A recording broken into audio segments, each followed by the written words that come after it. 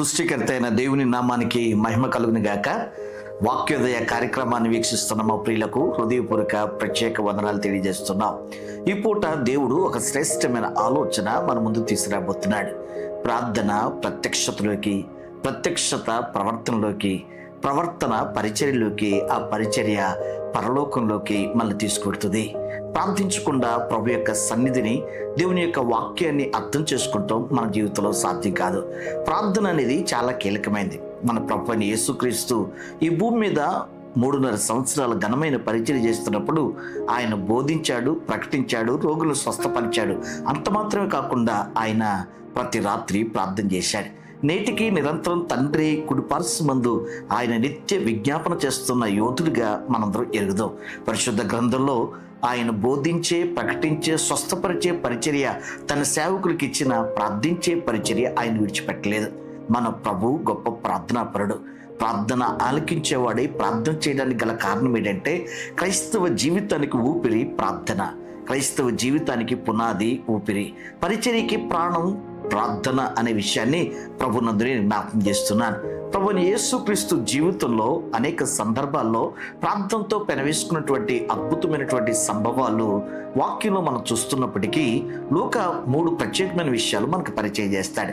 యేసు ప్రార్థన చేసి 3 స్థాయిల్లో ఘనతను, మహిమను, ప్రభావాన్ని ఆయన అందిపుచ్చుకున్నట్లుగా జీవవాక్యంలో మనం చూస్తాం. మొట్టమొదటిగా లూకా సువార్త 3:21-22లో చూస్తే, ప్రజలందరూ బాప్తిసం పొందినప్పుడు యేసు కూడా బాప్తిసం పొంది ప్రార్థన చేయుచుండగా ఆకాశం తెరవబడి పరిశుద్ధాత్మ శరీరాకారంతో పావురు వలె ఆయన మీదకి దిగి వచ్చాను. అప్పుడు నీవు నా ప్రియకుమారుడు, నీ యందు నేను ఆనందించుచున్నానని ఒక శబ్దం ఆకాశం నుండి వచ్చాను. ఆయన బాప్తిసం పొందిన తర్వాత ప్రార్థిస్తూ ఉన్నారు. ఆయన ప్రార్థన చేస్తుండగా పరిశుద్ధాత్మ పావురు ఆకారం వలె ఆయన మీదకి దిగి వచ్చింది. అవును ప్రియులారా, పరిశుద్ధాత్మ ద్వారా ప్రభు దగ్గరికి వచ్చిన మనం శక్తిని, అభిషేకాన్ని పొందడానికి బాప్తిసం తర్వాత మనం మొట్టమొదటి చేయాల్సిన పని ప్రార్థన. అందుకే ఆయన ఆరోహణమైపోతూ యెరూషలేము నుండి మీరు ఎక్కడికి వెళ్లకుండా పైనుండి మీకు అనుగ్రహింపబడే ఆత్మశక్తి పొందేంత వరకు వాగ్దానం కొరకు కనిపెట్టుకోండి అని చెప్పడం పరిశుద్ధ గ్రంథంలో మనం చూస్తాం. అవును ప్రియులారా, ఈ దినాల్లో మనం తీవ్రంగా ప్రార్థన చేయటం వల్ల ఆత్మలో ఎదుగుతూ స్థిరపరచబడగలం. పరిశుద్ధాత్మ లేకుండా క్రైస్తవ జీవితాన్ని జీవించలేం. పరిశుద్ధాత్మ ద్వారా పాపం మీద జయము, శ్రమల మీద అధికారము, సాతాను మీద ఆధిపత్యం పరిశుద్ధాత్మ ద్వారా మనకు కలుగుతుంది. యేసు ప్రభువారు ప్రార్థన చేసి పరిశుద్ధాత్మను పొందుకున్న ఆ కుమ్మరింపును మనం చూస్తున్నాం. ఈరోజు దేవుని ఆత్మ సహాయం లేకుండా మన జీవితంలో అనేకమైన బలమైన కార్యాలు మనం చూడలేం. పరిశుద్ధాత్మ కార్యాలు మనం చూడాలి అంటే ప్రార్థన ద్వారానే సాధ్యం. యేసు ప్రభువారి ప్రార్థన జీవితంలో మొట్టమొదటి జరిగిన అద్భుతం పరిశుద్ధాత్మ ఆవిర్భావం, పరిశుద్ధాత్మ నింపుదల. మీ జీవితంలో, నా జీవితంలో కూడా దినదినం ఆత్మలో ఎదుగుతూ దేవుని స్వారూప్యాన్ని స్వతంత్రించుకోవాలంటే ప్రార్థన ద్వారానే సాధ్యం. ప్రార్థన గురించి మాట్లాడడం కంటే, ప్రార్థన గురించి ప్రసంగించడం కంటే, ప్రార్థన గురించి వినటం, చదవటం కంటే ప్రార్థించటమే ప్రార్థనకి అసలైన సిసలైనటువంటి సూత్రము అనే విషయాన్ని నేను ఈ సందర్భంలో జ్ఞాపకం చేస్తున్నాను.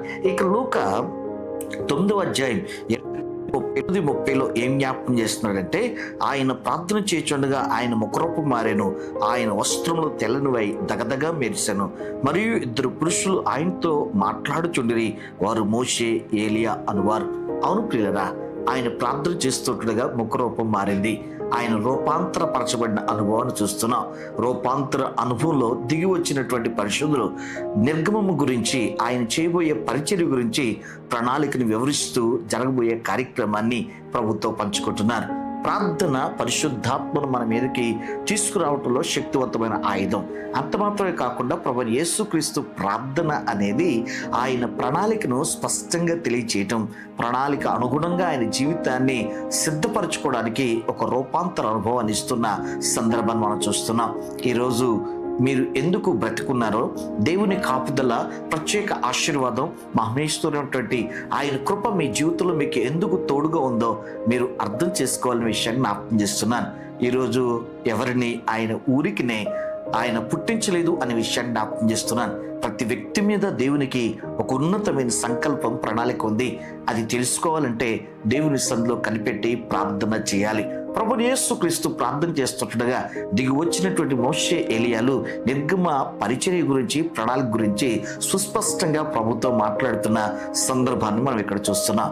ఇక మూడోదిగా మన ప్రభుని యేసుక్రీస్తు జీవితం ద్వారా, ప్రార్థన అనుభవం ద్వారా ఆయన పొందుకున్న సత్యాన్ని మనకి ఇలా పరిచయం చేస్తాడు. లూకా 22:42-43 వచనంలో, తండ్రి, ఈ గిన్నె నా యొద్ద నుండి తొలగించుటకు నీ చిత్తమైతే తొలగించుము, అయినను నా ఇష్టం కాదు, నీ చిత్తమే సిద్ధించును గాక అని ప్రార్థించారు.